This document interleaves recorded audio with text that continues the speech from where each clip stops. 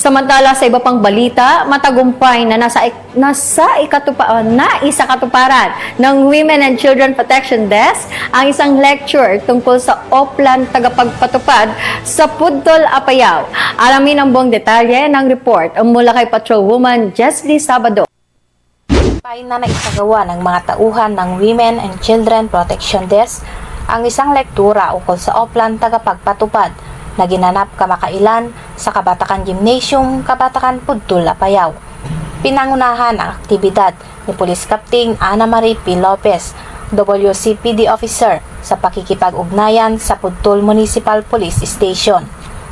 Ang aktibidad ay aktibong dinaluhan ng mga padre de pamilya, barangay officials mula sa iba't ibang barangay ng Pudtol at mga kasapi ng kabataan kontra droga at terorismo.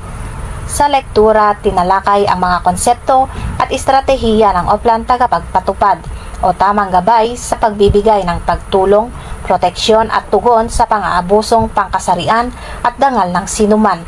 Gayon din ang mahahalagang probisyon ng Republic Act 8353 o the Anti-Rape Law of 1997, Republic Act 9262 o the Anti-Violence Against Women and Their Children Act of 2004 at mga isyu patungkol sa gender-based violence. Layunin ng aktibidad na palalimin ang kaalaman ng mamamayan, lalo na ang mga kabataan, tungkol sa mga umiiral na batas laban sa karahasang batay sa kasarian at upang higit pang itaguyod ang respeto sa karapatang pantao, partikular ng kababaihan at kabataan.